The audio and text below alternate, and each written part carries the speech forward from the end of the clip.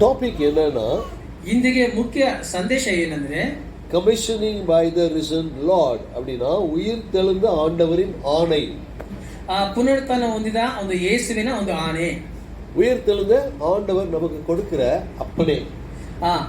ಪುನರುತ್ಥಾನದ ಯೇಸು ನಮಗೆ ಕೊಡುವಂತ ಒಂದು ಅಪ್ಪಣೆ, ஒரு ಕಮಾಂಡ್ கொடுக்கிறார் நமக்கு. ಒಂದು ಅಪ್ಪಣೆ ದೇವರು ನಮಗೆ ಕೊಡ್ತಾರೆ. அந்த கமாண்ட கேட்டு ಆ ಒಂದು ಆಜ್ಞೆಯನ್ನು ನಾವು ಕೇಳಿ நாம எப்படி நடக்கிறோம் என்பதுதான். ನಾವು ಯಾವ ರೀತಿಯಾಗಿ ನಡೀತೇವೆ ಅನ್ನೋದು. அவங்க சொன்னாங்க, ಅವರು ಹೇಳಿದ್ರು, நீங்க சுவிசேஷம் சொல்லணும், ನೀವು ಸುವಾರ್ತೆ ಹೇಳಬೇಕು.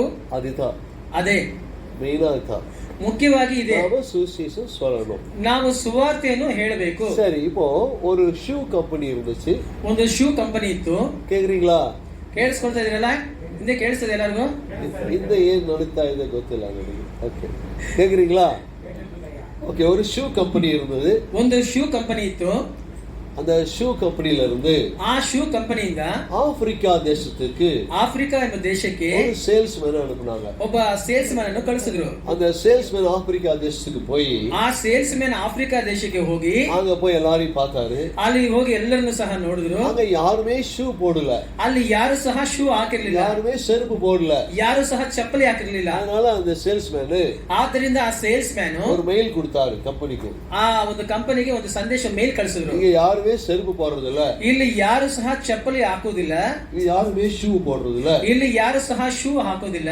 ஆனபடினாலே நான் திரும்பி வருகிறேன் ಆದ್ರಿಂದ ನಾನು ಹಿಂತಿರುಗಿ ಬರ್ತೇನೆ என்று சொன்னார். ಹಾಗಂತ ಅವರು ಹೇಳಿದ್ರು. சரி, திருப்பி காப்பேன். ಅವರು ಹಾಗೆ ಹಿಂತಿರುಗಿ ಬಂದ್ರು. சாரி, ಕ್ಷಮಿಸಿ. அவங்க திரும்பி வந்துட்டாங்க. ಅವರು ಹಿಂತಿರುಗಿ ಬಂದ್ರು. அப்ப அந்த கம்பெனில இன்னொரு சேல்ஸ்மேன் இருந்தாரு. ಆ ಕಂಪನಿಯಲ್ಲಿ ಇನ್ನೊಬ್ಬ ಸೇಲ್ಸ್ ಮ್ಯಾನ್ ಇದ್ರು. அவர் சொன்னாரு, நான் போய் பார்க்கிறேன். ಅವರು ಹೇಳಿದ್ರು, ನಾನು ಹೋಗಿ ನೋಡ್ತೇನೆ. நான் போய் பார்க்கிறேன். ನಾನು ಹೋಗಿ ನೋಡ್ತೇನೆ. என்ன அது நம்ம ஷூ விற்க முடியுமான்னு போய் பார்க்கிறேன். ನಾವು ಶೂ ಅನ್ನು ಮಾರಲು ಸಾಧ್ಯನಾ ಅಂತ ಅವರು ಕೇಳಿದ್ರು. அங்க ஒரு 14 நாள் எல்லா இடமும் சுத்தி பார்த்தாரு. ಅವರೊಂದು 14 ದಿನ ಎಲ್ಲ ಸ್ಥಳವನ್ನು ಸುತ್ತಿ ಬಂದ್ರು. எல்லா இடமும் சுத்தி பார்த்துட்டு ಎಲ್ಲವನ್ನು ಸುತ್ತಿ ನೋಡಿ அவர் ஒரு மெயில் கொடுத்தாரு. ಅವರೊಂದು ಮೇಲ್ ಸಂದೇಶವನ್ನು ಕಳಿಸಿದ್ರು. யாருமே ஷூ போடுறது இல்ல, ಇಲ್ಲಿ ಯಾರು ಸಹ ಶೂ ಹಾಕುವುದಿಲ್ಲ, யாருமே செருப்பு போடுறது இல்ல, ಯಾರು ಸಹ ಚಪ್ಪಲಿ ಹಾಕುವುದಿಲ್ಲ. அதனால 2 லோடு செருப்பு ஷூ அனுப்பி வைங்க. ಆದ್ದರಿಂದ 2 ಲೋಡ್ ಚಪ್ಪಲಿ ಮತ್ತೆ ಶೂ ಅನ್ನು ಕಳಿಸಿಕೊಡಿ, இங்க விக்கலாம், ಇಲ್ಲಿ ಮಾರೋಣ. நல்ல ஒரு ஊழியம் செய்யக்கூடிய ஒரு ஸ்தலம் அப்படி சொல்ற மாதிரி இங்க சேல்ஸ்மேன் என்ன சொல்றாரு, எல்லாம் விக்கலாம், இங்க யாருமே ஷூ போடுறது இல்ல. ಇಲ್ಲಿ ಒಂದು ಒಳ್ಳೆ ಸಭೆ ಸೇರುವಂತ ಸ್ಥಳವಾಗಿದೆ, ಈ ಸ್ಥಳದಲ್ಲಿ ನಾವು ಚಪ್ಪಲಿ ಶೂ ಮಾರೋಣ ಅಂತ ಆ ಸೇಲ್ಸ್ ಮ್ಯಾನ್ ಹೇಳಿದ್ರು. அது மாதிரி தான் பாருங்க. ಅದೇ ರೀತಿಯಾಗಿ ನೋಡಿ, என்னாகமம், நம்பர்ஸ், ಅರಣ್ಯಕಾಂಡ, நம்பர்ஸ், ಅರಣ್ಯಕಾಂಡ, என்னாகமம் 13வது அதிகாரம், ಅರಣ್ಯಕಾಂಡ 13ನೇ ಅಧ್ಯಾಯ. நான் ஒரு சின்ன கதை மாதிரி சொல்லிட்டு போயிடுறேன், ಜಾಸ್ತಿ படிக்க வேண்டிய ಅವಶ್ಯಕತೆ ಉಂಟು. ಒಂದು ಚಿಕ್ಕ ಕಥೆ ಹಾಗೆ ನಾನು ಹೇಳಿ ಮುಗಿಸ್ತೇನೆ. ஓகே, அந்த 13வது அதிகாரத்துல ಅರಣ್ಯಕಾಂಡ 13ನೇ ಅಧ್ಯಾಯದಲ್ಲಿ மோசே என்ன பண்றாரு, ಇಲ್ಲಿ ಮೋಶೆ ಏನ್ ಮಾಡ್ತಾರೆ, நான் போகக்கூடிய அந்த தேசத்துல, ಅವರು ಹೋಗಲಿಕ್ಕಿರುವಂತ ಆ அந்த ದೇಶದಲ್ಲಿ, தேசம் எப்படிப்பட்ட தேசம், ಆ ದೇಶ ಎಂತಹ ದೇಶ, அந்த நிலம் எப்படிப்பட்டது, ಆ ನೆಲವಾದದ್ದು ಎಂತಹ ನೆಲ, அங்க நல்ல விளைச்சல் உண்டா, ಅಲ್ಲಿ ಒಳ್ಳೆ ಸಮೃದ್ಧಿಯ ಬೆಳೆ ಉಂಟಾ இல்லையா ಇಲ್ವಾ என்று பார்ப்பதற்கு, ಹಾಗಂತ ನೋಡುವುದಕ್ಕಾಗಿ அங்க காலேபு, ஜோஷுவா, இன்னும் 10 பேர் அனுப்புறாங்க. ಕಾಲೇಬು, ಜೋಶುವ ಮತ್ತೆ ಇನ್ನೂ 10 ಜನನ ಅಲ್ಲಿ ಕಳಿಸ್ತಾರೆ. 13:20வது வசனம் வாசிக்கிறேன். 13:20ನೇ ವಾಕ್ಯನ ಓದ್ತೇನೆ. நிலம் எப்படிப்பட்டது, ಆ ನೆಲವಾದದ್ದು ಎಂತಹದ್ದು, அது வளப்பமானதோ இளப்பமானதோ என்றும், ಅದು ಸಾರವಾದದ್ದು ನಿಸಾರವಾದದ್ದು உண்டோ இல்லையோ என்றும், ಅಲ್ಲಿ ಒಂದು ಬೆಳೆ ಉಂಟೋ ಇಲ್ಲವೋ ಎಂದು பாருங்கள், ನೋಡಿರಿ, பாருங்கள், ನೋಡಿರಿ, தைரியம் கொண்டிருந்து தேசத்தின் கனிகளினாலே சிலவற்றை கொண்டு வாருங்கள் என்றான். ಆ ಧೈರ್ಯದಿಂದ ದೇಶದಿಂದ ಒಳ್ಳೆ ಬೆಳೆಗಳಿಂದ ಕೆಲವನ್ನು ತನ್ನಿ ಅಂತ ಹೇಳಿದ್ರು. அக்காலம் திராட்சை செடி முதல் பழுக்கிற ಕಾಲമായി இருந்தது. ಆ ಕಾಲವು ದ್ರಾಕ್ಷಿಯ ಒಂದು ಫಲವನ್ನು ಕೊಡುವಂತ ಮೊದಲ ಫಲವನ್ನು ಕೊಡುವಂತ ಕಾಲೇಬು, ಜೋಶುವಾ, ಕಾಲೇಬು, ಜೋಶುವಾ ಅವರ பேர் போறாங்க. ಅವರು ಸಹ ಅವ್ರ ಜೊತೆ ಹೋಗ್ತಾರೆ. போனவங்க என்ன சொல்றாங்க, ಅಲ್ಲಿ ಹೋದವರು ಏನ್ ಹೇಳ್ತಾರೆ, அந்த 10 பேர் என்ன சொல்றாங்க? 10 ಜನ ಏನ್ ಹೇಳ್ತಾರೆ? 33வது வசனம், 33ನೇ ವಾಕ್ಯ. அங்க ராட்சதர்கள் இருக்கிறாங்க.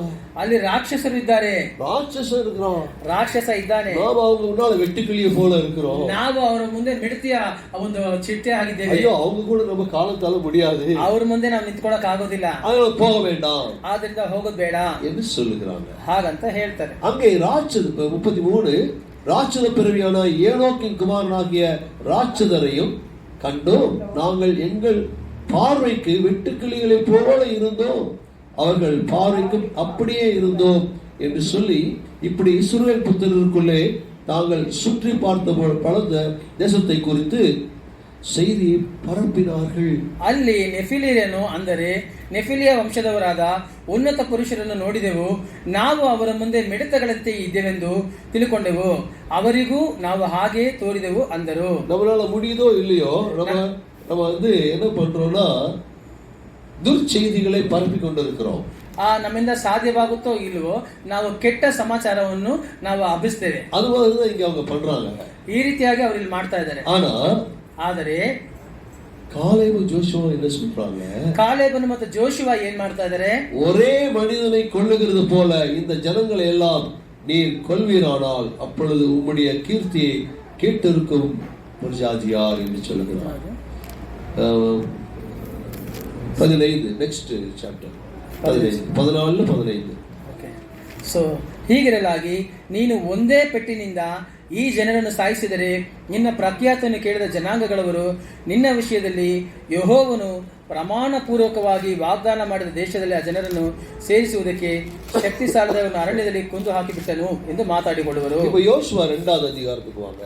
ಈಗ ಯೆಹೋಶುವನ 2ನೇ ಅಧ್ಯಾಯಕ್ಕೆ ಬರೋಣ. யோசுவா 2வது அதிகாரத்திலே ಯೆಹೋಶುವನ 2ನೇ ಅಧ್ಯಾಯದಲ್ಲಿ 24வது வசனம், 24ನೇ ವಾಕ್ಯ. கர்த்தர் தேசத்தை எல்லாம் நம்முடைய கையில் ஒப்பு கொடுத்தார், தேசத்தின் குடிகள் எல்லாம் நமக்கு முன்பாக சோர்ந்து போனார்கள் என்று அவனோடே சொன்னார்கள்.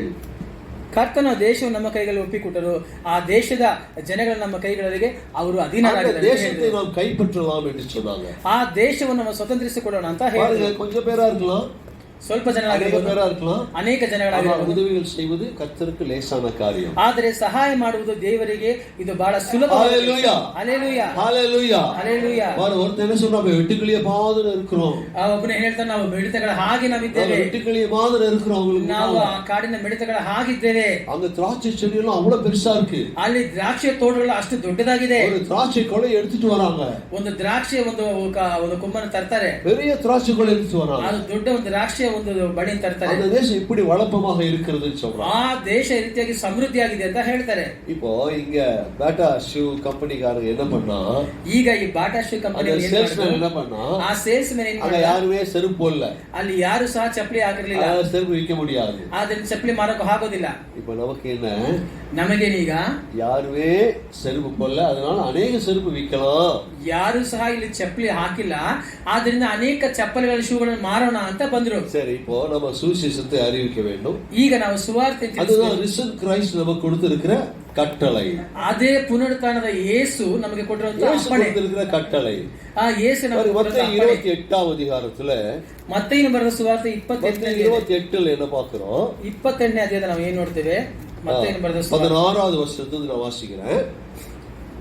11 சீஷர்களும் கலிலேயாவிலே இயேசு தங்களுக்கு குறித்திருந்த மலைக்கு போனார்கள்.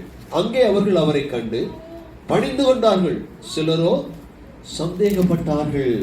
பாருங்க, இயேசுவோடு கூட இருந்தவங்களே சந்தேகப்பட்டாங்களாம்.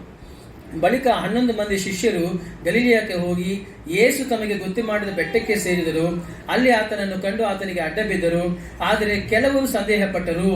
ஓகே, அப்பொழுது இயேசு சமீபத்தில் வந்து அவர்களை நோக்கி, வானத்திலும் பூமியிலும் சகல அதிகாரமும் எனக்கு கொடுக்கப்பட்டிருக்கிறது. ಆಗ ಯೇಸು ಹತ್ತಿರಕ್ಕೆ ಬಂದು, ಪರಲೋಕದಲ್ಲಿಯೂ ಭೂಲೋಕದಲ್ಲಿಯೂ ಎಲ್ಲ ಅಧಿಕಾರವು ನನಗೆ ಕೊಡಲ್ಪಟ್ಟಿದೆ.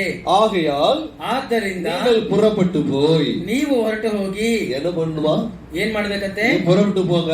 ನೀವು ಹೊರಟು ಹೋಗಿ, புறப்பட்டு போய் ನೀವು சகல ஜாதிகளையும் சீஷராக்கி ಎಲ್ಲಾ ದೇಶಗಳ ಜನರನ್ನು ಶಿಷ್ಯರನ್ನಾಗಿ ಮಾಡಿರಿ. பிதா குமாரன் பரிசுத்த ஆவியின் நாமத்தினாலே அவர்களுக்கு ஞானஸ்நானம் கொடுங்கள் என்று ಅವರಿಗೆ ತಂದೆಯ ಮಗನ ಪವಿತ್ರಾತ್ಮನ ಹೆಸರಿನಲ್ಲಿ ದೀಕ್ಷಾಸ್ನಾನ ಮಾಡಿಸಿ. அப்ப இயேசு கொடுக்கிற கட்டளை என்னன்னு சொன்னா, ಯೇಸು ಕೊಡುವಂತ ಆಜ್ಞೆ ಏನೆಂದರೆ ನಾವು ಸುವಿಶೇಷத்தை அறிவிக்க வேண்டும். ನಾವು ಸುವಾರ್ತೆಯನ್ನು ಸಾರಬೇಕು. பால் என்ன சொல்றாரு? ಪೌಲನು ಏನ್ ಹೇಳ್ತಾನೆ? சுவிசேஷத்தை அறிவிக்காவிட்டால் எனக்கு ஐயோ என்று சொல்லுகிறார். ಸುವಾರ್ತೆಯನ್ನು ಸಾರಲಿಲ್ಲವಾದರೆ ನನಗೆ ಅಯ್ಯೋ ಎಂದು ಹೇಳ್ತಾನೆ. சுவிசேஷத்தை அறிவிப்பது என் மேல் விழுந்த கடமை என்று சொல்லுகிறார். ಇದು ಸುವಾರ್ತೆಯನ್ನು ಸಾರಬೇಕಾದ ನನ್ನ ಮೇಲೆ ನನಗೆ ಕೊಟ್ಟಿರುವಂತ ಜವಾಬ್ದಾರಿ. நம்ம சுவிசேஷத்தை எப்படி அறிவிக்க முடியும்? ಆ ಸುವಾರ್ತೆಯನ್ನು ಹೇಗೆ ನಾವು ತಿಳಿಸಲು ಸಾಧ್ಯ? ನಾವೆಲ್ಲ ನಡಿಸಿட்டு இருக்கிறோம். ನಾವೇನ್ ತಿಳ್ಕೊಂಡಿದ್ದೇವೆ? பாஸ்டரா இங்க வந்து நின்னா, ಪಾಸ್ಟರ್ ಆಗಿ ಇಲ್ಲಿ ಬಂದು ನಿಂತ್ಕೊಂಡ್ರೆ ரெண்டு கொம்பு இருக்குன்னு நினைச்சுக்கிறீங்க. ಎರಡು ಕೊಂಬುಗಳಿದೆ ಅಂತ ನೆನೆಸ್ಕೊಂಡಿದ್ದೀರಾ? எனக்கு ரெண்டு கொம்பு இருக்கா? ನನಗೆ ಎರಡು ಕೊಂಬಿದೆಯಾ? இல்ல ಇಲ್ಲ. எங்களை விட அதிகம் பிரசங்கம் பண்ணுகிறோம் அங்கே உட்கார்ந்து இருக்கிறீங்க. ನಮಗಿಂತ ಹೆಚ್ಚಾಗಿ ಸಂದೇಶ ಕೊಡುವವರು ಇಲ್ಲಿ ಕೊಡ್ತಿದ್ದೀರಾ. கர்த்தர் உங்களை அழைத்திருக்கிறார். ದೇವರು ನಿಮ್ಮನ್ನು ಕರೆದಿದ್ದಾನೆ. இல்ல நோ ப்ராப்ளம். ಸ್ವಲ್ಪ ಕೆಂಪು. ಓಕೆ. இப்போ எங்களுக்கு ரெண்டு கொம்பெல்லாம் கிடையாது. ನಮಗೆ ಎರಡು ಕೊಂಬುಗಳೆಲ್ಲ ಏನು ಇಲ್ಲ. பாருங்க, பவுலை பார்த்து என்ன சொல்றாங்க? ಪೌಲನ್ ನೋಡಿ ಏನ್ ಹೇಳ್ತಾರೆ? நீங்க மெர்க்குரி, நீங்க தேவன், ನೀವು ದೇವರು, ಮರ್ಕಿರಿ ದೇವರು. அவர் செய்த அதிசயங்கள் அற்புதங்களை பார்த்து ಅವರು ಮಾಡಿದ ಅದ್ಭುತಗಳನ್ನು ಚಮತ್ಕಾರಗಳನ್ನು ನೋಡಿ சொல்றாங்க. ಅವರನ್ನು ದೇವರು ಅಂತ ಹೇಳ್ತಾರೆ. ಪೌಲ್ என்ன சொல்றாரு? ಅಲ್ಲಿ ಪೌಲನ್ ಏನ್ ಹೇಳ್ತಾನೆ? ನಾನು ಮನುಷ್ಯನ್தான், ನಿಮ್ಮ ಹಾಗೆ ನಾನು ಸಹ ಸಾಧಾರಣ ಮನುಷ್ಯನ್தான், ನಿಮ್ಮ ಹಾಗೆ ಮನುಷ್ಯನೇ. அதுபடினாலே என்னை கடவுள் என்று சொல்லாதீர்கள். ಆದ್ದರಿಂದ ನನ್ನ ದೇವರು ಅಂತ ಹೇಳಬೇಡಿ ಅಂತ ಹೇಳಿದ. அப்ப கடவுள் நமக்கு கொடுத்த கட்டளை என்ன? ದೇವರು ನಮಗೆ ಕೊಟ್ಟಂತ ಆಜ್ಞೆಯು ಏನು? புறப்பட்டு போ, ನೀವು ಹೊರಟು ಹೋಗಿ, ಹೊರಟು போ, ಹೊರಟು ಹೋಗಿ ಸಕಲ ಜಾತಿಯು ಶಿಷ್ಯರಾಗುங்கள் ಎಂದು சொல்றார். ಎಲ್ಲಾ ಜಾತಿ ಜನಗಳು ನನಗೆ ಶಿಷ್ಯರನ್ನಾಗಿ ಮಾಡಿರಿ. பிதா குமாரன் பரிசுத்த ஆவியினாலே அவர்களுக்கு ஞானஸ்நானம் கொடுங்கள் என்று சொல்கிறார். ತಂದೆ ಮಗ ಪವಿತ್ರಾತ್ಮನ ಹೆಸರಿನಲ್ಲಿ ಅವರಿಗೆ ದೀಕ್ಷಾಸ್ನಾನ ಕೊಡಿ ಅಂತ ಯೇಸು ಆಜ್ಞೆ ಕೊಟ್ಟರು. ಅದು ಮಾತ್ರಮಲ್ಲ, ಅದು ಮಾತ್ರ நான் உங்களுக்கு கட்டளையிட்ட யாவையும் ನಾನು ನಿಮಗೆ ಆಜ್ಞಾಪಿಸಿರುವಂತ ಎಲ್ಲವನ್ನು அவர்கள் கைக்கொள்ளும்படி ಅವರು ಕೈಗೊಳ್ಳುವ ಹಾಗೆ அவர்களுக்கு உபதேசம் பண்ணுங்கள். ಅವರಿಗೆ ಉಪದೇಶ ಮಾಡಿರಿ. இதோ உலகத்தின் முடிவு பரியந்தம், இதோ ಯುಗದ ಸಮಾಪ್ತಿಯವರೆಗೂ, சகல நாட்களிலும் ಎಲ್ಲ ದಿವಸ நான் உங்களுடைய கூட இருக்கிறேன் என்று. ನಾನು ನಿಮ್ಮ ಸಂಗಡ ಇರ್ತೇನೆ ಅಂತ ಯೇಸು ಹೇಳಿದರು. பாருங்க, அவர்கள் கைக்கொள்ளும்படி அவர்களுக்கு உபதேசம் பண்ணணுமா? ಅವರು ಕೈಗೊಳ್ಳುವ ಹಾಗೆ ಅವರಿಗೆ ಉಪದೇಶ ಮಾಡಿ ಅಂತ ಯೇಸು ಹೇಳಿದ್ದಾರೆ. சரி, இப்போ நான் உபதேசம் பண்றேன்னு வச்சுக்கோங்க. ಸರಿ, ನಾನು ಉಪದೇಶ ಮಾಡ್ತೀನಿ ಅಂತ ಇಟ್ಕೊಳ್ಳಿ. நான் கைக்கொள்ளல, ನಾನು ಅದನ್ನು ಕೈಗೊಂಡು ನಡೀಲಿಲ್ಲ. எனக்கு ಅರ್ಹತೆ இருக்குதா? ನನಗೆ ಅರ್ಹತೆ ಇದೆಯಾ? ಹೇಳಿ, ಅರ್ಹತೆ ಇದೆಯಾ? ಈಗ ಏನೋ ಒಂದು ಉಪದೇಶ ಮಾಡಿದರೆ ಅದನ್ನು ಕೈಗೊಂಡು ನಡೆದಿಲ್ಲ, ಅದರ ಪ್ರಕಾರ ஆண்டவர் சொன்னதை நான் கைக்கொண்டு நடக்காம வெறும் சும்மா வாய் வார்த்தையினால சொல்லிட்டு போனேன்னா, ಯೇಸು ಹೇಳ್ತಾರೆ, ನೀನು ಇದನ್ನ ಉಪದೇಶ ಮಾಡಿ ಸುಮ್ಮನೆ ಬಾಯಿ ಮಾತ್ರ ನೀ ಹೇಳೋದಾದ್ರೆ அது பிரயோஜனம் உண்டா? ಅದಕ್ಕೆ ಪ್ರಯೋಜನ ಇದೆಯಾ? ஒரு அப்பா இருந்தாரு, அப்பா ತಂದೆ ಇದ್ರು. அந்த அப்பா நல்லா சிகரெட் குடிப்பாரு. ಆ ತಂದೆ ಚೆನ್ನಾಗಿ ಸಿಗರೆಟ್ ಕುಡಿಯೋರು, சிகரெட் குடிப்பாரு, ಚೆನ್ನಾಗಿ ಸಿಗರೆಟ್ ಕುಡಿಯೋರು. கடையில நின்று சிகரெட் குடிச்சிட்டு இருந்தாரு. ಅವರ ಅಂಗಡಿ ನಿಂತ್ಕೊಂಡು ಸಿಗರೆಟ್ ಕುಡಿತಾ ಇದ್ರು. அப்ப பக்கத்துல ஒரு பையன் வந்தான். ಆಗ ಪಕ್ಕದಲ್ಲಿ ಹುಡುಗ ಬಂದ. கொஞ்சம் நெருப்பு கொடுங்கன்னு கேட்டான். ಸ್ವಲ್ಪ ಬೆಂಕಿ ಕುಡಿ ಅಂತ ಕೇಳಿದ. அந்த நெருப்பு கேட்டது யாருன்னா, ಆ ಬೆಂಕಿ ಕೇಳಿದ ಯಾರಂದ್ರೆ அவரோட பையன். ಅವ್ರ ಮಗನೇ. வீட்டுக்கு வந்தாரு, ಮನೆಗೆ ಬಂದ್ರು. சிகரெட் குடிச்சேனா பாருடா, ಸಿಗರೆಟ್ ಕುಡಿದು ನಾನು ನೋಡಿದೆ. அது கேட்கறதுக்கு அவருக்கு அருகதை உண்டா? ಅದನ್ನು ಕೇಳುವುದಕ್ಕೆ ಅವರಿಗೆ ಅರ್ಹತೆ ಇದೆಯಾ? ಯಾಕೆ? அவர் முதல்ல நிறுத்தணும். ಅವರು ಮೊದಲನೇದು ಸಿಗರೆಟ್ ಕುಡಿಯೋದು ನಿಲ್ಲಿಸಬೇಕು. ಅವರು நிறுத்தினாதான் ಅವರು ನಿಲ್ಲಿಸಿದ್ರೇನೆ பையனுக்கு சொல்றதுக்கு, ಆ ಮಗನಿಗೆ ಹೇಳೋದಕ್ಕೆ ஒரு அதிகாரம் இருக்கிறது. ಒಂದು ಅಧಿಕಾರ ಇದೆ. தாப்பனுக்கு அதிகாரம் உண்டு. ಅವರಿಗೆ ಅಧಿಕಾರ ಉಂಟು. தாப்பனே தப்பு செஞ்சா எப்படி சொல்ல முடியும்? ನಾವೇ ತಪ್ಪು ಮಾಡೋದಾದ್ರೆ ಹೇಗೆ ಹೇಳಕ್ ಸಾಧ್ಯ? செய்திக்கு போலாமா? ಸಂದೇಶ ಹೋಗೋಣ. செய்திக்கு போலாமா? ಸಂದೇಶ ಹೋಗೋಣವೇ? இவ்வளவு நேரம் சொன்னது என்னன்னு கேக்குறீங்களா? ಇಷ್ಟು ಹೊತ್ತು ಹೇಳಿದ್ರು ಏನು ಅಂತ ಕೇಳ್ತಾ ಇದೀರಾ? ஓகே, இன்ட்ரோடக்ஷன் சரியா? சரி, போலாம். யோவான் 20வது அதிகாரத்தை எடுத்துக்கொள்ளுங்க. யோவானನ ಬರೆದ ಸುವಾರ್ತೆ 20ನೇ ಅಧ್ಯಾಯ. பாருங்க, the resurrected Christ, ಪುನರುತ್ಥಾನ ಹೊಂದಿದಂತ ಯೇಸು, உயிர்த்தெழுந்த அந்த ஆண்டவர், ಪುನರುತ್ಥಾನದಂತ ಯೇಸು கிறிஸ்து ಯೇಸು ಕ್ರಿಸ್ತನು முற்றியிருந்த அறைக்குள்ளாக வந்து நிற்கிறார்.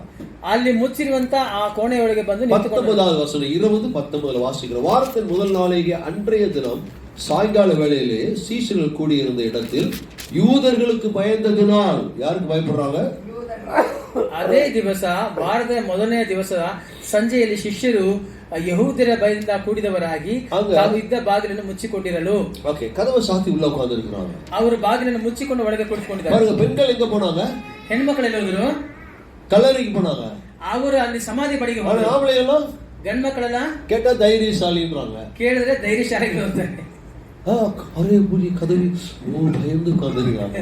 ಅವರು ಹಾಗೆ ಭಯ ಹೇಳಿದವರಾಗಿ ಬಾಗಿಲು ಮುಚ್ಚಿಕೊಂಡು ಕೋಣೆಯಲ್ಲಿ ಕುತ್ಕೊಂಡಿದ್ರು. ஆனா பெண்கள் என்ன பண்ணாங்க? ಆದ್ರೆ ಹೆಣ್ಣು ಮಕ್ಕಳು ಏನ್ ಮಾಡಿದ್ರು? கல்லறைக்கு போனாங்க. ಅವರು ಸಮಾಧಿ ಬಳಿ ಹೋದ್ರು. பயந்திருந்தது யாரு? ಭಯಪಟ್ಟಿದವರು ಯಾರು? ஆண்கள் 11 பேரும் கதவை சாத்தி உள்ள உட்கார்ந்திருக்காங்க. 11 ಜನ ಗಂಡಸರು ಸಹ ಭಯ ಬಿದ್ದು யூதர்கள் இயேசு கிறிஸ்துவை சிலுவையில் அறைந்தாங்க. நம்மளை பார்த்து பிடிச்சி சிலுவையில் அறைஞ்சிட்டா என்ன பண்றதுன்னு பயந்திருந்தாங்க. ಯೇಸು ಕ್ರಿಸ್ತನನ್ನು ಶಿಲುಬೆಗೆ ಹಾಕಿದ್ದಾರೆ. அவர்கள் யூதர்களுக்கு பயந்ததினால், ಅವರು ಯಹೂದ್ಯರಿಗೆ ಭಯಪಟ್ಟಿದ್ದರಿಂದ கதவுகள் பூட்டப்பட்டு இருக்கையில் இயேசு வந்து நடுவே நின்று உங்களுக்கு சமாதானம் என்றார். ಬಾಗಿಲುಗಳು ಮುಚ್ಚಿದ್ದಾಗ ಯೇಸು ಬಂದು ಅವರ ಮಧ್ಯದಲ್ಲಿ ನಿಂತು ನಿಮಗೆ ಸಮಾಧಾನ ಅಂದನು. அப்ப பூட்டி இருக்க வீட்டுக்குள்ள இயேசು வருகிறார். ಮುಚ್ಚಿರುವಂತ ಆ ಒಂದು ಮನೆಯಲ್ಲಿ ಯೇಸು ಬಂದರು. வர முடியுமா? ಬರಲು ಸಾಧ್ಯನಾ? பூட்டி இருக்கிறது வர முடியுமா? ಬಾಗಿಲು ಮುಚ್ಚಿದ್ರೆ ಒಳಗೆ ಬರಕ್ಕೆ ಸಾಧ್ಯ ಇದೆಯಾ? ಯೇಸುವಿನಾಗ முடியும். ಅದು ಯೇಸುವಿಗೆ ಸಾಧ್ಯ. அவர் உள்ளே வந்து நின்ன உடனே ಆತನು ಒಳಗೆ ಬಂದು ನಿಂತ ನಂತರ சொல்லுகிற முதல் காரியம், ಆತನು ಹೇಳಿದಂತ ಮೊದಲನ ಕಾರ್ಯ, உங்களுக்கு ನಿಮಗೆ சமாதானம், ಸಮಾಧಾನ ಉಂಟಾಗಲಿ. peace be unto you. ನಿಮಗೆ ಸಮಾಧಾನ ಉಂಟಾಗಲಿ. சமாதானம் ನಿಮಗೆ ಸಮಾಧಾನ ಅಂತ ಯೇಸು ಹೇಳಿದ್ರು. ஏன் சமாதானம் சொல்றாரு? ಯಾಕೆ ಯೇಸು ಸಮಾಧಾನ ಅಂತ ಹೇಳಿದ್ರು? ಅವರಿಗೆ ಸಮಾಧಾನ ಇರಲಿಲ್ಲ. சமாதானம் இல்ல. ஏன்? பயம் இருந்தது. ಅವರಿಗೆ ಭಯ ಇದ್ದಿದ್ರಿಂದ ಸಮಾಧಾನ ಇರಲಿಲ್ಲ. பயம் இருந்தா அன்பு இருக்காது. ಭಯ ಇದ್ರೆ ಪ್ರೀತಿ ಇರೋದಿಲ್ಲ. பயம் இருந்தா சமாதானம் இருக்காது. ಭಯ ಇದ್ರೆ ಸಮಾಧಾನ ಇರೋದಿಲ್ಲ. பயந்திருந்தார்கள். ಅವರು ಯಹೂದ್ಯರಿಗೆ ಭಯಪಟ್ಟಿದ್ರು. அன்பு இல்ல, ಪ್ರೀತಿ ಇಲ್ಲ, சமாதானம் இல்ல. ಸಮಾಧಾನ ಇಲ್ಲ.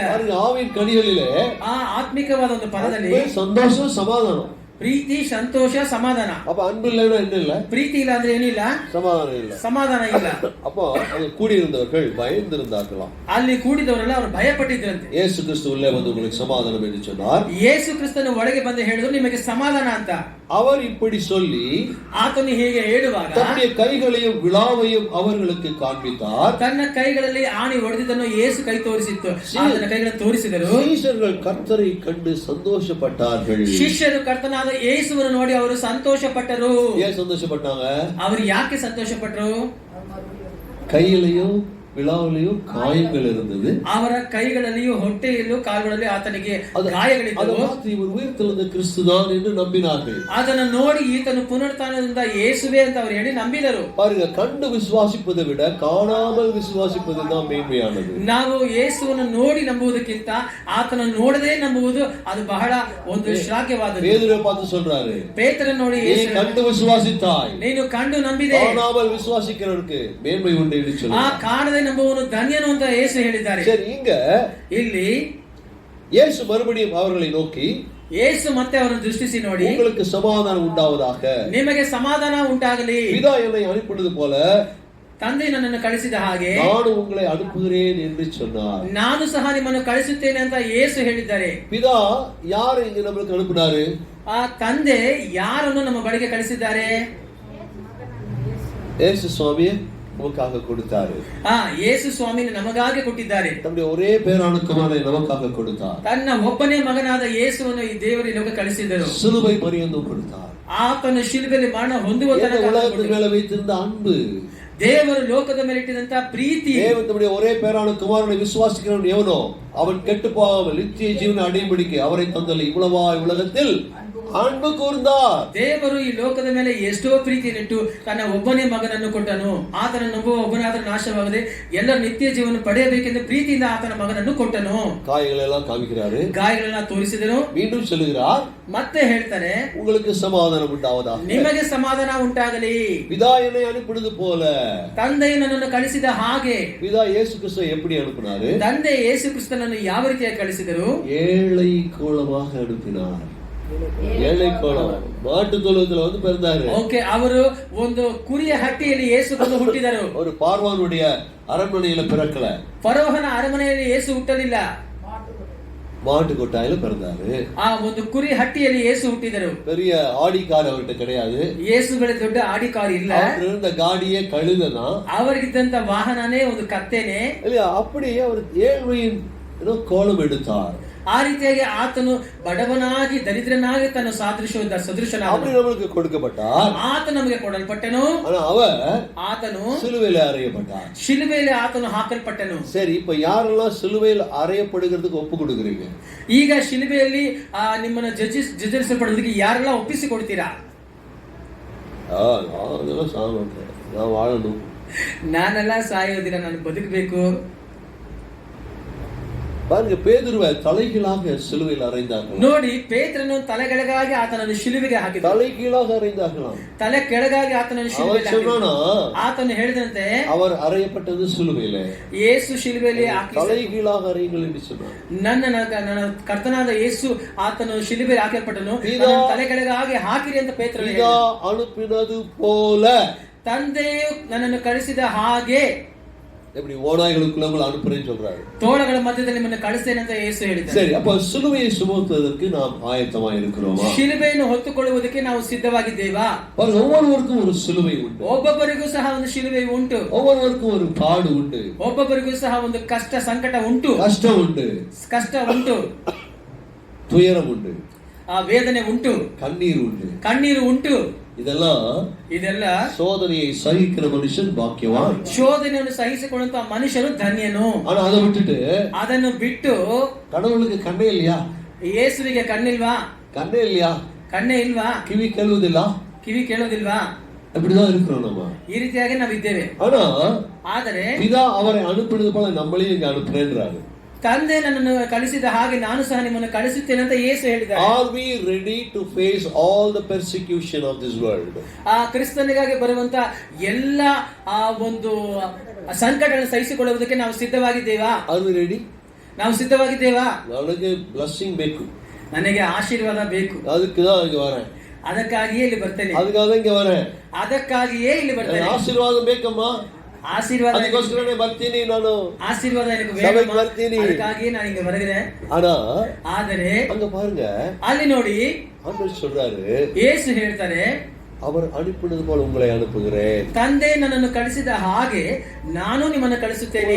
உயிர்த்தெழுந்த ஆண்டவர், ಪುನರುತ್ಥಾನವಾದಂತಹ ಯೇಸು நமக்கு கொடுக்கிற கட்டளை என்ன, ஆணை என்ன?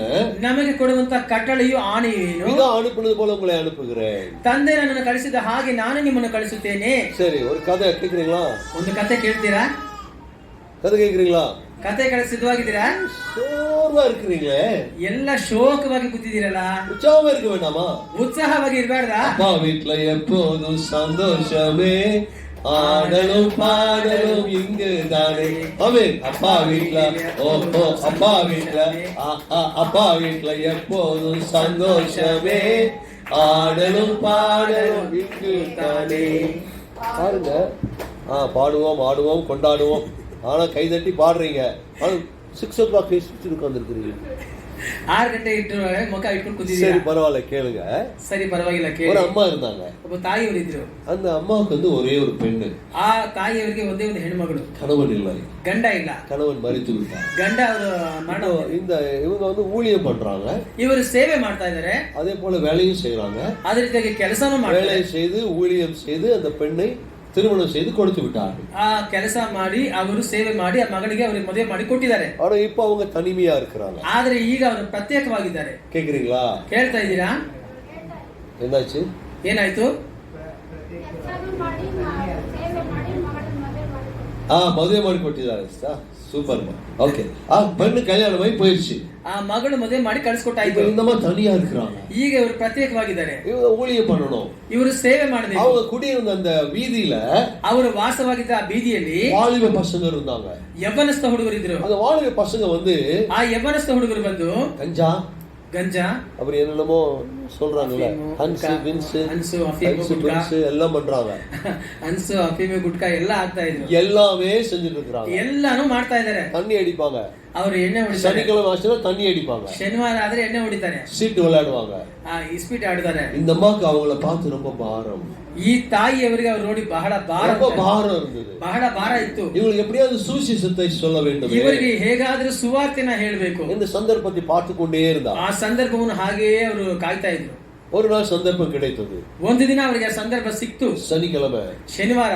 ಫುಲ್ போதையில இருக்கிறாங்க. ಅವರು ಪೂರ್ತಿ ಬೋಧೆಯಲ್ಲಿ, ಫುಲ್ போதை, ಪೂರ್ತಿ ಬೋಧೆಯಲ್ಲಿದ್ರು. தண்ணி அடிச்சு சீட் விளையாண்டு ஒரே சத்தம் பெகலம். ಅವರು ಎಣ್ಣೆ ಹೊಡೆದು ಇಸ್ಪೀಟ್ ಆಡ್ತಾ ಒಂದೇ ಶಬ್ದದಿಂದ ಕೂಗಾಡ್ತಾ ಇದ್ರು. ரொம்ப சத்தம் போட்டுட்டு இருக்காங்க. ಅವರು ಬಹಳ ಕೂಗಾಡ್ತಾ ಇದ್ರು. இந்த அம்மா தாயங்க அப்படியே போறாங்க. ಈ ಅಮ್ಮನವರು ಹಾಗೆ ನಿಧಾನಿಸಿ ಹೋಗ್ತಾರೆ. கேக்குறீங்களா? ಕೇಳ್ತಾ ಇದ್ದೀರಾ? எங்க போறாங்க? ಎಲ್ಲಿಗೆ ಹೋದ್ರು?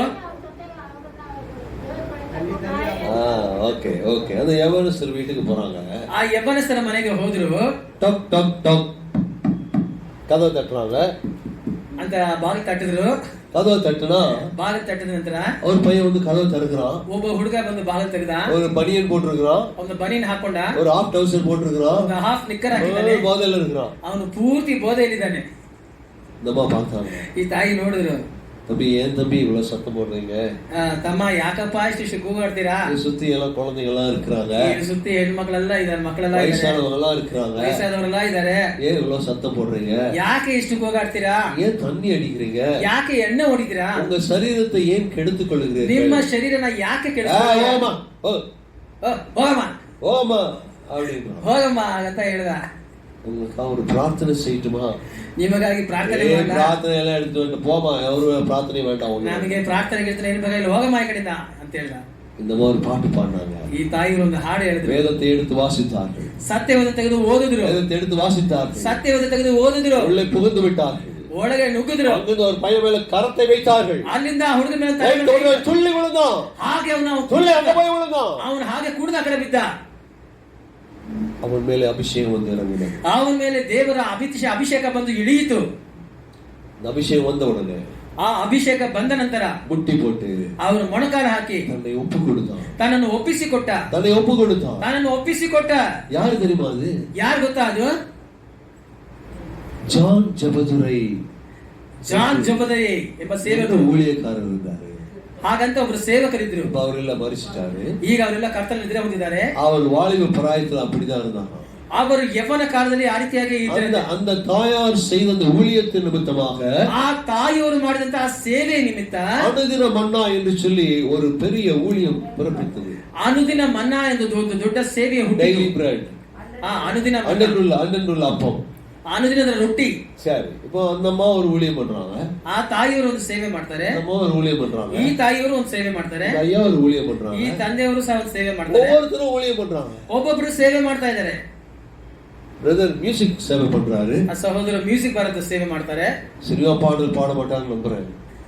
ಶಿಲುವೆ ಹಾಡು ಹಾಡೋದಿಲ್ಲ ಅಂತ ನಂಬ್ತೀನಿ. ಸಿನಿಮಾ ಹಾಡು ಹಾಡೋದಿಲ್ಲ ಅಂತ ನಂಬ್ತೀನಿ. ಶಿಲುವೆ ಹಾಡು ಹಾಡಬೇಕು, ಶಿಲುವೆ ಹಾಡನ್ನ ಹಾಡಬೇಕು. ಓಕೆ, ಸಿನಿಮಾ பாடல், ಸಿನಿಮಾ ಹಾಡನ್ನ கூடாது, ஆடಬಾರದು. அப்ப ஒவ்வொருத்தரும் ஒரு ஊழியம் செய்யறோம், ಒಬ್ಬೊಬ್ಬರು ಒಂದು ಸೇವೆ ಮಾಡ್ತೇವೆ. அந்த ஊழியத்திற்கு உண்டான பலன் உண்டு. ஆமென். ಆ ಸೇವೆಗೆ ತಕ್ಕ ಫಲ ಉಂಟು. ஹalleluya, ஹalleluya, ஹalleluya, ஹalleluya. ஆண்டவர் தான் அனுப்பி இருக்கிறார் உங்களை. ಯೇಸು ನಿಮ್ಮನ್ನು ಕಳಿಸಿದ್ದಾರೆ. அனுப்பப்பட்டோம், ನಾವು ಕಳುಹಿಸಲ್ಪಟ್ಟೆವು. வெளியே புறப்பட்டு போங்கள் என்று சொல்லுகிறார். ಹೊರಗಡೆ ಹೊರಟು ಹೋಗಿ ಅಂತ ಯೇಸು ಹೇಳ್ತಾ ಇದ್ದಾರೆ. அப்போஸ்தலர்கள் புறப்பட்டு சென்றார்கள். ಅಪೊಸ್ತಲರು ಹಾಗೆ ಹೊರಟು ಹೋದ್ರು. அவர்கள் புறப்பட்டு சென்றார்கள். ಅವರು ಹೊರಟು ಹೋದ್ರು. பாருங்க, லூக்கா 10வது அதிகாரம் கடைசி இது. ಕಡೆಯದಾಗಿ ಲೂಕನು 10ನೇ ಅಧ್ಯಾಯ. லூக்கா 10 எடுத்துக்கொள்ளுங்க. ಲೂಕನು ಬರೆದ ಸುವಾರ್ತೆ 10ನೇ ಅಧ್ಯಾಯ. ஆண்டவர் இயேசு கிறிஸ்து என்ன பண்றாரு? ಇಲ್ಲಿ ಕರ್ತನಾದ ಯೇಸು ಏನ್ ಮಾಡ್ತಾರೆ? ஒரு 70 பேரை செலக்ட் பண்றாரு. ಒಂದು 70 ಜನನ ಯೇಸು ಆರಿಸಿಕೊಳ್ತಾರೆ. என்ன பண்றாரு? ಏನ್ ಮಾಡ್ತಾರೆ? 70 பேரை, 70 ಜನನ.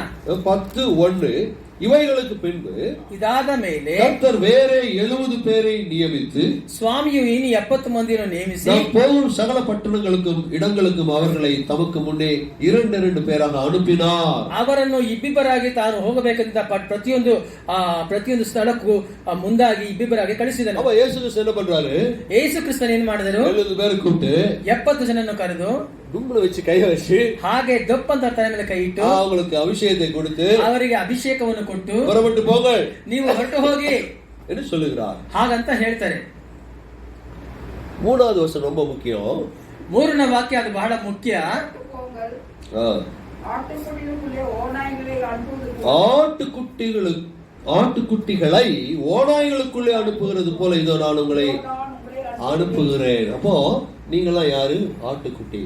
ಆ ಕುರಿಗಳನ್ನು ಆ ಒಂದು ತೋಳಗಳ ಮಧ್ಯೆ ஓநாய்களுக்குள்ளே அனுப்புகிறேன்னு சொல்றாரு. ತೋಳಗಳ ಮಧ್ಯೆ ಕಳಿಸ್ತೀನಿ ಅಂತ ಯೇಸು ಹೇಳ್ತಾರೆ. ஓநாய்க்கு ஆட்டை பார்த்தாலே பிரியாணி பார்த்த மாதிரி ஒரு ஆசை. ಆ ಒಂದು ತೋಳಕ್ಕೆ ಕುರಿ ನೋಡಿದ್ರೆ ಅದು ಬಿರಿಯಾನಿ ತಿಂದಷ್ಟು ಒಂದು ಆಸೆ. ஆட்டை பார்த்தா பீறி போடும்.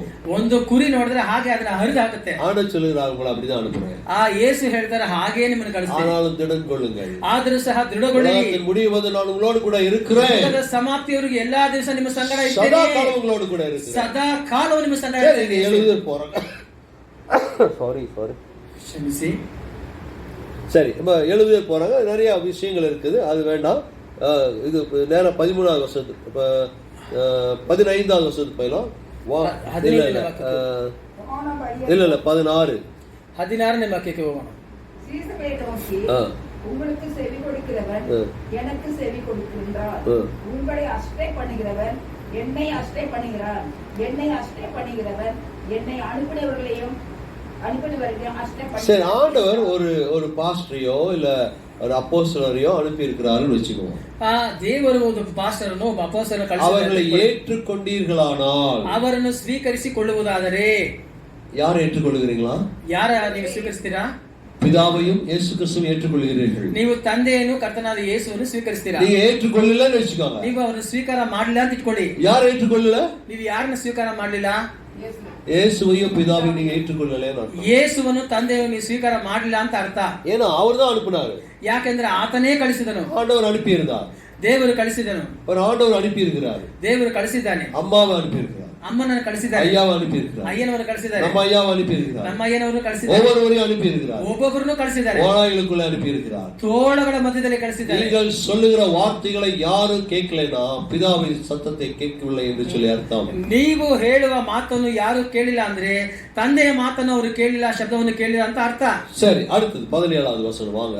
17ನೇ ವಾಕ್ಯಕ್ಕೆ ಬನ್ನಿ. பின்பு அந்த 70 பேரும் ತರುವಾಯ 70 ಮಂದಿಯು ಸಂತೋಷವುಳ್ಳವರಾಗಿ ಹಿಂತಿರುಗಿ ಬಂದು, ஆண்டவரே, உம்முடைய நாமத்தினாலே பிசாசுகளையும் எங்களுக்குள் கீழ்ப்படிகிறது என்றார்கள். பாருங்க, அவங்க சந்தோஷப்படுறாங்க. ಅವರು ನೋಡಿ ಸಂತೋಷ ಪಡ್ತಾರೆ. நாங்க சொன்னா பிசாசும் கீழ்ப்படியுதுன்னு சொல்றாங்க. ನಾವು ಹೇಳಿದ್ರೆ ದೆವ್ವಗಳು ಸಹ ನಿನ್ನ ಹೆಸರಿನಲ್ಲಿ ಅವು ವಿಧೇಯವಾಗ್ತವೆ ಅಂತ ಹೇಳ್ತವೆ. பிசாசு கீழ்ப்படிந்துதான் ஆகணும். ಆ ಸೈತಾನನು ಅಧೀನನಾಗಲೇಬೇಕು. யாருடைய நாமத்திற்கு? ಯಾರ ನಾಮಕ್ಕೆ? ಯೇಸು ಕ್ರಿಸ್ತುವಿನ ನಾಮத்திற்கு. ಯೇಸು ಕ್ರಿಸ್ತನ ನಾಮಕ್ಕೆ. பிசாசு அடிபணியத்தான் வேணும். ಆ ಸೈತಾನನು ಅವನ ಅಧೀನನಾಗಲೇಬೇಕು.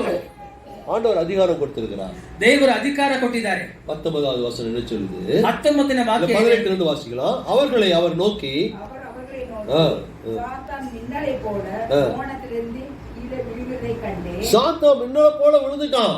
ಸೈತಾನು ಸಿಡಿಲಿನಂತೆ ಆಕಾಶದಿಂದ ಬಿದ್ದಿದ್ದಾನೆ. நீ இத பார்த்து நீங்க சந்தோஷப்பட வேண்டிய அவசியம் இல்ல. ನೀನು ಇದನ್ನು ನೋಡಿ ಸಂತೋಷ ಪಡುವಂತ ಅವಶ್ಯಕತೆ ಇಲ್ಲ. ಇಲ್ಲ. ಸರ್ಪங்களையும் சேவல்களையும் மிதிக்கவும் மேற்கொள்ளவும் உங்களுக்கு அதிகாரம் கொடுக்கின்றேன். அப்ப சத்துருடைய சகல வல்லமையின் மேலும் நமக்கு அதிகாரம் கொடுத்திருக்கிறார். ಆದ್ದರಿಂದ ದೇವರು ಯೇಸು ಶತ್ರುವಿನ ಎಲ್ಲ ಅಧಿಕಾರ ಸಕಲ ಶಕ್ತಿ ಮೇಲೆ ದೇವರು ನಮಗೆ ಅಧಿಕಾರ ಕೊಟ್ಟಿದ್ದಾರೆ. சத்துருடைய சகல வல்லமைகளுக்கு எதிராக ಆ ಶತ್ರುವಿನ ಎಲ್ಲಾ ಶಕ್ತಿಗೆ ಎದುರಾಗಿ அதிகாரம் கொடுத்திருக்கிறார். ಯೇಸು ನಮಗೆ ಅಧಿಕಾರ ಕೊಟ್ಟಿದ್ದಾರೆ.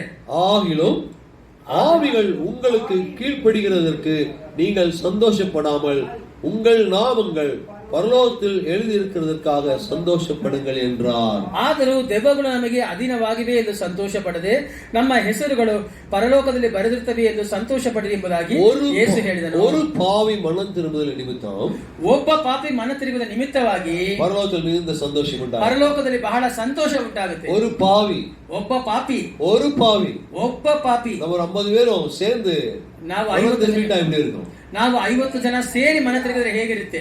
என்ன நினைக்கிறீங்க? ಏನ್ ನೆನೆಸ್ಕೊಳ್ತೀರಾ? மிகுந்த சந்தோஷம் உண்டாகும். ಬಹಳ ಸಂತೋಷ ஒரு ಉಂಟಾಗುತ್ತೆ. பாவிக்கு அப்படினா ಒಬ್ಬ ಪಾಪಿಗೆ ಅಷ್ಟೇ. கர்த்தர் உங்களை அனுப்பி இருக்கிறார். ಯೇಸು ನಿಮ್ಮನ್ನು ಕಳಿಸಿದ್ದಾನೆ. நீங்கள் அனுப்பப்பட்டவராய் இருக்கிறீர்கள். ನೀವು ಕಳಿಸಲ್ಪಟ್ಟವರಾಗಿದ್ದೀರಾ. கர்த்தர் உங்கள் மீது ஊதி பெற்றுக்கொள்ளுங்கள் பரிசுத்தாவி என்று சொல்கிறார். ಯೇಸು ನಿಮ್ಮ ಮೇಲೆ ಊದಿ ಹೊಂದಿಕೊಳ್ಳಿ ಪವಿತ್ರಾತ್ಮ ವರವನ್ನು ಅಂತ ಹೇಳಿದ್ದಾರೆ. யோவான் 20ாம் அதிகாரத்தில் வாசிக்கிறோம். ಯೋಹಾನನ 20ನೇ ಅಧ್ಯಾಯದಲ್ಲಿ அவர்கள் மீது ஊதி பெற்றுக்கொள்ளுங்கள் பரிசுத்தாவி என்று சொல்கிறார். ಅವರ ಮೇಲೆ ಊದಿ ಯೇಸು ಹೇಳಿದ್ರು ಹೊಂದಿಕೊಳ್ಳಿ ಪವಿತ್ರಾತ್ಮನ ವರವನ್ನು ಅಂತ. சரி, எத்தனை பேருக்கு பரிசுத்தாவி இருக்கிறார்? ಎಷ್ಟು ಜನಕ್ಕೆ ಪರಿಶುದ್ಧ ಆತ್ಮನ ವರವು ಇದೆ? ನಾನು ನೋಡಿಲ್ಲ, ದೇವ್ರು ನೋಡ್ತಾರೆ. ನಿಮ್ಮ ಕೈಗಳನ್ನು ನಾನು ನೋಡಿಲ್ಲ, ದೇವರು ನೋಡ್ತಾ ಇದ್ದಾರೆ. ಪವಿತ್ರಾತ್ಮ ಇಲ್ಲ. ಪವಿತ್ರಾತ್ಮನ ವರ ಯಾರಿಗಿದೆ ಅವ್ರ ಕೈ ಮೇಲೆ ಕೆತ್ತಿ. சொந்தகதியா பரிசுத்த ஆத்மா இருக்கிறார் உங்க மேல. ಪರಿಶುದ್ಧ ಆತ್ಮ ನಿಮ್ಮ ಮೇಲೆ ಇದ್ದಾನೆ. என்னைக்கு இயேசுவை நம்பினீர்களோ, ಯಾವತ್ತಿಗೆ ಯೇಸುವನ್ನು ನಂಬಿದ್ದೀರೋ அன்றைக்கே பரிசுத்த ஆவி உங்களுக்குள்ள வந்துட்டாங்க. ಅವತ್ತೇ ಪರಿಶುದ್ಧ ಆತ್ಮ ನಿಮ್ಮಲ್ಲಿ ಬಂದಿದ್ದಾರೆ, உங்களுக்குள்ள இருக்கிறார், ನಿಮ್ಮಲ್ಲಿ ಇದ್ದಾರೆ. இது பாவம், இதை செய்யக்கூடாது என்று சொல்லி உங்களுக்கு உணர்த்துகிறது யார்? ಇದು ಪಾಪ, ಇದನ್ನು ಮಾಡಬಾರದು ನಿಮಗೆ ಗ್ರಹಿಕೆ ಒಳಗೆ ತಿಳಿಸೋದು ಯಾರು? பாவம் செய்யக்கூடாதுன்னு தோணுதா இல்லையா?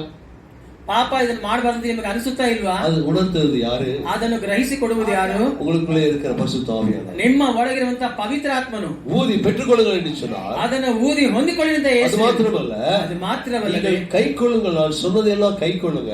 ನಾನು ಹೇಳಿದೆಲ್ಲ ನೀವು ಕೈಗೊಂಡು ನಡೀರಿ. கைக்கொள்ளுகிறது ಮಾತ್ರವಲ್ಲ, ಕೈಗೊಂಡು ನಡೆಯುವುದು ಮಾತ್ರ ಅಲ್ಲ, அவர்களுக்கு சொல்லிக் கொடுங்கள் என்று சொன்னார். ಅವರಿಗೆ ಹೇಳಿಕೊಡಿ ಅಂತ ಯೇಸು ಹೇಳಿದ್ದಾರೆ. பிதா குமாரன் பரிசுத்த ஆவியினாலே ತಂದೆ ಮಗ ಪವಿತ್ರ ಆತ್ಮ ಹೆಸರಿನಲ್ಲಿ ஞானஸ்தானம் கொடுங்கள் என்று சொல்லி இருக்கிறார். ಅವರಿಗೆ ದೀಕ್ಷಾಸ್ನಾನ ಕೊಡಿ ಅಂತ ಯೇಸು ಹೇಳಿದ್ದಾರೆ. ஞானஸ்தானம்னு சொன்னாலே அப்படியே ஒரு தயக்கம் வருது இல்ல? ದೀಕ್ಷಾಸ್ನಾನ ಅಂತ ಹೇಳಿದ್ರೇನೆ ಹಾಗೆ ಒಂದು ಇದಾಗುತ್ತಲ್ಲ இது ನಿಮಗೆ. கடவுள் கொடுத்த கட்டளை, ಇದು ದೇವರು ಕೊಟ್ಟಂತ ಒಂದು ಅಪ್ಪಣೆ. ஆண்டவரே சொல்றாரு, ಯೇಸುನೇ யோவான் ஸ்நானகனை பார்த்து சொல்றாரு, ಸ್ನಾನಿಕನಾದ ಯೋಹಾನ ನೋಡಿ ಹೇಳ್ತಾರೆ, இப்பொழுது எனக்கு இடம் கொடு என்று சொல்லுகிறார். ಈಗ ನನಗೆ ಸ್ಥಳವನ್ನು ಕೊಡು ಅಂತ இயேசு ಯೇಸು கிறிஸ்துவே கீழ்ப்படுகிறார். ಯೇಸು ಕ್ರಿಸ್ತನೇ இயேசு ವಿಧೇಯರಾದರು. கிறிஸ்துவே ஞானஸ்தானம் எடுத்துக் கொள்கிறார். ಯೇಸು ಕ್ರಿಸ್ತನೇ ದೀಕ್ಷಾಸ್ನಾನ ತಗೊಳ್ತಾರೆ. நீங்க எடுத்துக்கிறது என்ன தடை? ನೀವು ದೀಕ್ಷಾಸ್ನಾನ ತೆಗೆದುಕೊಳ್ಳುವುದಕ್ಕೆ ಏನು ತಡೆ? என்ன தடை இருக்குது? ಯಾವ ತಡೆ ಇದೆ? யாரோ ஞானஸ்தானம் எடுக்கல, ಯಾರೆಲ್ಲ ದೀಕ್ಷಾಸ್ನಾನ ತಗೊಂಡಿಲ್ಲ, ಯಾರು ದೀಕ್ಷಾಸ್ನಾನ ತಗೊಂಡಿಲ್ಲ ನಿಮ್ಮ ಕೈ ಮೇಲೆ ಕೆತ್ತಿ. ஏன் தடை? என்ன தடை இருக்கிறது? என்ன தடை? இயேசு கிறிஸ்துவே ஒப்பு கொடுக்கிறாரு, ಯೇಸು ಕ್ರಿಸ್ತನೇ ஞானஸ்தானம் எடுக்கிறாரு, ಯೇಸು ಕ್ರಿಸ್ತನೇ ಒಪ್ಪಿಸಿಕೊಟ್ಟು ದೀಕ್ಷಾಸ್ನಾನ ತಗೊಂಡಿದ್ದಾರೆ. கர்த்தர் உங்களோடு கூட பேசுவார், ಯೇಸು ನಿಮ್ಮ ಸಂಗಡ ಮಾತಾಡ್ತಾರೆ, உங்களோடு கூட பேசுவார். ನಿಮ್ಮ ಸಂಗಡ ಯೇಸು. ஞானஸ்தானம் எடுப்பதற்கு கர்த்தர் உங்களுக்கு கிருபை செய்வார். ದೀಕ್ಷಾಸ್ನಾನ ತೆಗೆದುಕೊಳ್ಳುವುದಕ್ಕೆ ಯೇಸುನೇ ನಿಮಗೆ ಸಹಾಯ ಮಾಡ್ತಾರೆ. ஞானஸ்தானம் எடுத்ததுக்கு அப்புறம் ದೀಕ್ಷಾಸ್ನಾನ ತಗೊಂಡ ನಂತರ இந்திரியோக்கு சாத்தியமே இல்ல, ನೀವು ಹಿಂಜಾರಿ ಪಿನ್ನಡಿ ನಿಮಗೆ ಹೋಗೋದು ನಿಮಗೆ ಸಾಧ್ಯವಿಲ್ಲ. சாத்தியம் இல்ல. ஆனபடினால ஞானஸ்தானம் எடுக்காதவர்கள், ದೀಕ್ಷಾಸ್ನಾನ ತೆಗೆದುಕೊಳ್ಳದೆ ಇರುವವರು பாஸ்டர் சொல்லுங்க, ಪಾಸ್ಟರ್ ಬಳಿಯಲ್ಲಿ ಹೇಳಿ ஞானஸ்தானம் எடுத்துக்கோங்க. ದೀಕ್ಷಾಸ್ನಾನ ತೆಗೆದುಕೊಳ್ಳಿ. கர்த்தர் கொடுத்த கட்டளை ಇದು ಯೇಸು ಕೊಟ್ಟಂತ ಅಪ್ಪಣೆಯಾಗಿದೆ. அது ஞானஸ்தானம் பெறுவது மாத்திரமல்ல, ದೀಕ್ಷಾಸ್ನಾನ ತೆಗೆದುಕೊಳ್ಳುವುದು ಮಾತ್ರ ಅಲ್ಲ, அவர் கொடுத்த கட்டளையின்படி நடப்பது, ಆತನು ಕೊಟ್ಟಂತ ಅಪ್ಪಣೆಯ ಪ್ರಕಾರ ನಡೆಯುವುದು, அடுத்தவருக்கு சுவிசேஷம் சொல்லுவது, ಮತ್ತೊಬ್ಬರಿಗೆ ಸುವಾರ್ತೆಯನ್ನು ಹೇಳುವುದು. இதெல்லாம் உயிர்த்தெழுந்த கிறிஸ்து நமக்கு சொல்லிக் கொடுத்திருக்கிறார். ಇದೇ ಪುನರುತ್ಥಾನದಿಂದ ಯೇಸು ನಮಗೆ ಹೇಳಿಕೊಟ್ಟಿದ್ದಾರೆ. ஆமென், ಆಮೆನ್, ஆமென், ஹalleluya, ಹಲ್ಲೆಲೂಯಾ, ஹalleluya, ಹಲ್ಲೆಲೂಯಾ. கர்த்தர் ஒவ்வொருவரையும் ஆசீர்வதிப்பாரா? ಕರ್ತನು ನೀವು ಒಬ್ಬೊಬ್ಬರನ್ನು ತಾನೇ ஒவ்வொருவரையும் ஆசீர்வதிப்பாரா? ಒಬ್ಬೊಬ್ಬರನ್ನು ತಾನೇ ಆಶೀರ್ವದಿಸಲಿ. கண்களை மூடி ಕಣ್ಣುಗಳನ್ನು ಮುಚ್ಚಿ கேளுங்க, ಕೇಳಿರಿ, அப்பொழுது உங்களுக்கு கொடுக்கப்படும். ಕೇಳಿ ಆಗ ನಿಮಗೆ ಕೊಡಲ್ಪಡುವುದು. கேட்கிற எவனும் பெற்றுக்கொள்ளுகிறான். ಕೇಳುವಂತ ಪ್ರತಿಯೊಬ್ಬನು ಹೊಂದಿಕೊಳ್ಳುವನು. அன்பின் பரலோக பிதாவே, ಪ್ರೀತಿಯ ಪರಲೋಕ ತಂದೆಯಾದ ದೇವರು, இந்த மக்களுக்கு நான் ஜெபிக்கிறேன். ಕರ್ತನೆ ನಿಮ್ಮ ಮಕ್ಕಳಿಗಾಗಿ ಪ್ರಾರ್ಥನೆ ಮಾಡ್ತೇನೆ. நீர் கொடுத்த கட்டளை, ನೀವು ಕೊಟ್ಟಂತ ಅಪ್ಪಣೆ, அதை கைக்கொள்வதற்கும் ಅದನ್ನು ಕೈಗೊಳ್ಳುವುದಕ್ಕೂ, நடப்பதற்கும், ಅದರ ಪ್ರಕಾರ ನಡೆಯುವುದಕ್ಕೂ கிருபைகளை ನಿಮ್ಮ தாரும். ಮಕ್ಕಳಿಗೆ ಕೃಪೆಯನ್ನು ಕೊಡಿ. ஒவ்வொருவரையும் ಅಭಿಷೇகம் பண்ணுங்க. ನಮ್ಮ ಒಬ್ಬೊಬ್ಬರನ್ನು ಅಭಿಷೇಕ ಮಾಡಿ. ஊதி பெற்றுக்கொள்ளுங்கள் பரிசுத்தாவே என்று சொன்னீங்களேப்பா. ಊದಿ ಹೊಂದಿಕೊಳ್ಳಿ ಪವಿತ್ರಾತ್ಮ உங்களுக்கு ಬರುವುದು. சமாதானம் என்று சொன்னீங்களே, ನಿಮಗೆ ಸಮಾಧಾನ ಅಂತ ಹೇಳಿದ್ರಲ್ಲ, ரெண்டுவா சொன்னீங்க, உங்களுக்கு சமாதானம் என்று சொன்னீங்க. ನೀವೇ ಹೇಳಿದ್ರಿ ನಿಮಗೆ ಸಮಾಧಾನ ಅಂತ. இதோ உங்களை அனுப்புகிறேன் என்று சொன்னீங்க. ಇದೋ ನಿಮ್ಮನ್ನು ಕಳಿಸುತ್ತೇನೆ ಅಂತ ಹೇಳಿದ್ದೀರಾ. புறப்பட்டு போகல என்று சொன்னீங்க. ನೀವು ಹೊರಟು ಹೋಗಿ ಅಂತ ಹೇಳಿದ್ದೀರಾ. புறப்பட்டு போய் ನಾವು ಹೊರಟು ಹೋಗಿ அநேக ஜாதிக்கு, ಅನೇಕ ಜನಗಳಿಗೆ நாங்கள் சுவிசேஷம் அறிவிக்க ನಾವು ಸುವಾರ್ತೆಯನ್ನು ತಿಳಿಸಲು எங்களை ஒப்பு கொடுக்கிறோம். ನಮ್ಮನ್ನು ಒಪ್ಪಿಸಿಕೊಡ್ತೇವೆ. ಆಶೀರ್ವದಿಸಿ வழி நடத்தும் ನಮ್ಮನ್ನು ದಾರಿ ನಡೆಸಿ ಕಾಯ್ದುಕೊಳ್ಳಿ. ಯೇಸುವಿನ ಮೂಲಕ ಜೆப ಕೇಳು நல்ல பிதாவே. ಯೇಸು ಕ್ರಿಸ್ತನ ಮುಖಾಂತರ ನಮ್ಮ ಪ್ರಾರ್ಥನೆಯನ್ನು ಕೇಳಿ ಪರಲೋಕ ತಂದೆಯೇ. Amen, amen, amen. God bless you. ದೇವರು ನಿಮ್ಮನ್ನು ಆಶೀರ್ವದಿಸಲಿ.